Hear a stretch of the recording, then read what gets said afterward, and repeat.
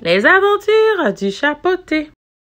Un meunier ne laissa pour tout bien à 3 enfants qu'il avait que son moulin, son âme et son chat. Les partages furent bientôt faits, ni le notaire, ni le procureur n'y furent point appelés, et ils auraient eu bientôt mangé tout le pauvre patrimoine. L'aîné eut le moulin, le second eut l'âne, et le plus jeune n'eut que le chat. Ce dernier ne pouvait se consoler d'avoir un si pauvre lot. Mes frères, disait-il, pourront gagner leur vie honnêtement en se mettant ensemble. Quant à moi, lorsque j'aurai mangé mon chat et que je me serai fait un manchon de sa peau, il faudra que je meure de faim. Le chat qui entendait ce discours mais qui n'en fit pas semblant lui dit d'un air posé et sérieux. « Ne vous affligez point, mon maître, vous n'avez qu'à me donner un sac et me faire une paire de bottes pour aller dans les broussailles, et vous verrez que vous n'êtes pas si mal partagé que vous croyez. » Quoique le maître du chat n'y croyait guère, il lui avait vu faire tant de tours de souplesse pour prendre des rats et des souris comme quand il se pendait par les pieds ou qu'il se cachait dans la farine pour faire le mort, qu'il ne désespéra pas d'en être secouru dans sa misère. Lorsque le chat eut ce qu'il avait demandé, il se botta bravement et, mettant son sac à son cou, il en prit les cordons avec ses 2 pattes de devant et s'en alla dans une garenne où il y avait grand nombre de lapins. À peine fut-il couché qu'il eut satisfaction.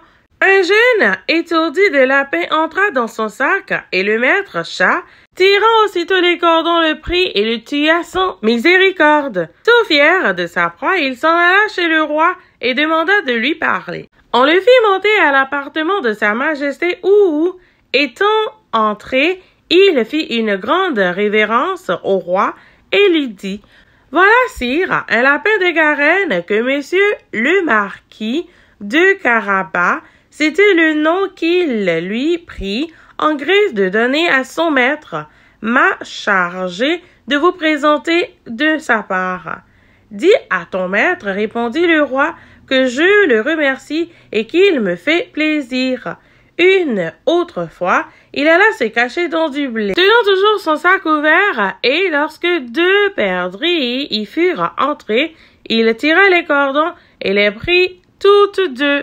Il alla ensuite les présenter au roi comme il avait fait avec le lapin de Garenne. Le roi reçut encore avec plaisir les 2 perdrix et lui fit donner à boire. Le chat continua ainsi pendant 2 ou 3 mois à apporter de temps en temps au roi du gibier de la chasse de son maître. Un jour qu'il sut que le roi devait aller à la promenade sur le bord de la rivière avec sa fille, la plus belle princesse du monde, il dit à son maître « Si vous voulez suivre mon conseil, votre fortune est faite.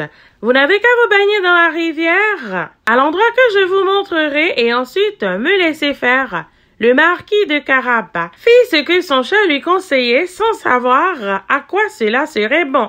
Pendant qu'il se baignait, le roi vint à passer et le chat se mit à crier de toutes ses forces « Au secours, au secours, voilà monsieur le marquis de Carabas qui noie !» À ce cri, le roi mit la tête à la portière et reconnaissant le chat qui lui avait apporté tant de fois du gibier, il ordonna à ses gardes qu'on alla vite au secours de monsieur le marquis de Carabas. Pendant qu'on retirait le pauvre marquis de la rivière, le chat s'approcha du carrosse et dit au roi que le temps que son maître se baignait, il était venu des voleurs qui avaient emporté ses habits, quoiqu'il eût crié aux voleurs de toutes ses forces. Le drôle les avait cachés sous une grosse pierre. Le roi ordonna aussitôt aux officiers de sa garde-robe d'aller chercher un de ses plus beaux habits pour monsieur le marquis de Carabas. Le roi lui fit 1000 caresses et comme les beaux habits qu'on venait de lui donner relevaient sa bonne mine car il était beau et bien fait de sa personne, la fille du roi le trouva fort à son gré, et le marquis de Carabas ne lui eut pas jeté 2 ou 3 regards fort respectueux et un peu tendres qu'elle en devint amoureuse à la folie. Le roi voulut qu'il montât dans son carrosse et qu'il fût de la promenade. Le chat, ravi de voir que son dessein commençait à réussir, prit les devants et ayant rencontré des paysans qui fauchaient un pré, il leur dit: « Bonnes gens qui fauchez, si vous ne dites au roi que le pré que vous fauchez appartient à monsieur le marquis de Carabas, vous serez tout haché menu comme chair à pâté. » Le roi ne manqua pas à demander au faucheur à qui était ce pré qu'il fauchait. « C'est à monsieur le marquis de Carabas, dirent-ils tous ensemble, car la menace du chat leur avait fait peur. « Vous avez là un bel héritage, dit le roi au marquis de Carabas. « Vous voyez, sire, répondit le marquis, un pré qui ne manque point de rapporter abondamment toutes les années. » Le maître chat, qui allait toujours devant, rencontra des moissonneurs et leur dit: « Bonnes